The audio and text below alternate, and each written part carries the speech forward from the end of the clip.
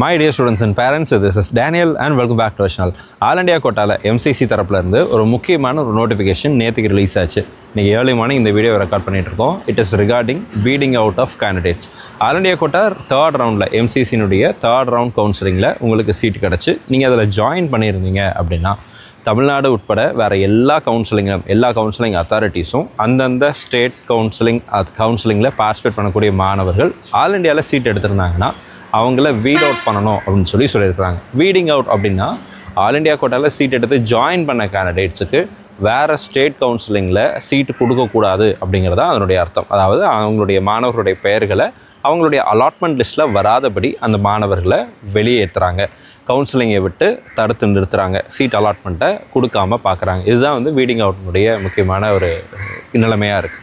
So இந்த weeding out அப்படிங்கிறது தமிழ்நாடுக்கு பிறந்தும், ஆந்திராவுக்கு பிறந்தும், பாண்டிச்சேரிக்கு பிறந்தும் உங்களுக்கு ஒரு வேளை ஆல் இண்டியா கோட்டா தேர்ட் ரவுண்டில் சீட்டு கிடச்சிருச்சு, நீங்கள் ஜாயின் பண்ணிட்டீங்க அப்படின்னா அலாட்டட் லிஸ்ட்டில் இருந்துச்சுன்னா பிரச்சனை கிடையாது, நீங்கள் ரிப்போர்ட் பண்ணலை அப்படின்னா ப்ராப்ளம் இல்லை.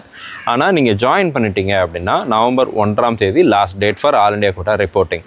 டில் நவம்பர் 1 வரைக்கும் நமக்கு தமிழ்நாடுனுடைய ரிசல்ட்டுங்கிறதும் தள்ளி போகும். அதை தாண்டி தான் நமக்கு ஆல்ரெடி ஷெடியூலில் இருக்குது. ஸோ அதனால் இப்போ தமிழ்நாடு என்ன பண்ணுவாங்க அப்படின்னா ஆல் இண்டியா கிட்ட இருந்து லிஸ்ட்டு வாங்கிடுவாங்க. ஆல் இண்டியாவில் யாரெல்லாம் ஜாயின் பண்ணியிருக்காங்களோ நவம்பர் 1க்கு அப்புறம் யாரெல்லாம் ஜாயின் பண்ணியிருக்காங்க 1ஆம் தேதி வரைக்கும் யாரெல்லாம் ஜாயின் பண்ணியிருக்காங்களோ அந்த மாணவர்களுடைய பெயர்கள் ஒருவேளை தமிழ்நாடு கவுன்சிலிங்கில் நீங்கள் சாய்ஸ் ஃபில்லிங் பண்ணியிருந்தால் கூட உங்களுக்கு சீட்டு கொடுக்க மாட்டாங்க அப்படிங்கிறதா இந்த நோட்டிஃபிகேஷனுடைய அர்த்தமாக இருக்குது. ஸோ ஒருவேளை உங்களுக்கு ஆல் இண்டியா கோட்டாவில் சீட்டு கிடச்சிருந்துச்சு, நீங்கள் ஜாயின் பண்ணிட்டீங்க அப்படின்னா it is better not to participate in other counseling. All India quota நான் ரிப்போர்ட் பண்ணலை அல்லது எனக்கு சீட்டு கிடைக்கல, நான் தமிழ்நாடு மட்டும் தான் ட்ரை பண்ணுறேன், பாண்டிச்சேரி மட்டும் தான் ட்ரை பண்ணுறேன் அப்படின்னா நீங்கள் தாராளமாக தேர்ட் ரவுண்ட் ஆஃப் அதர் கவுன்சிலிங்கில் பார்ட்டிசிபேட் பண்ணலாம்.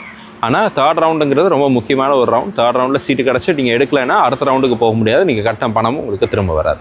இந்த ஃபினான்ஷியல் லாஸஸ் ப்ளஸ் அடுத்த கவுன்சிலிங் நெக்ஸ்ட் ரவுண்ட் ஆஃப் கவுன்சிலிங்க்கு போக முடியாது அப்படிங்கிறதுனால நல்லா யோசிச்சு முடிவெடுங்க. இந்த வீடியோ உங்களுக்கு பிடிச்சிருக்கும்னு நினைக்கிறேன், பிரயோஜனமாக இருந்திருக்கும்னு நினைக்கிறேன். அப்படி பிரயோஜனமாக இருந்துச்சு அப்படின்னா மறக்காமல் வீடியோ லைக் பண்ணிடுங்க. All the very best, thank you so much. நம்ம சேனலில் பார்க்கக்கூடிய மாணவர்கள் மற்றும் பெற்றோர்களுக்கு அவங்க விரும்பின மருத்துவக் கல்லூரிகளில் இடங்கள் கிடைக்கணும்னு சொல்லி உங்களுக்கு அப்ளை பண்ணிக்கிறேன். All the very best, thank you so much.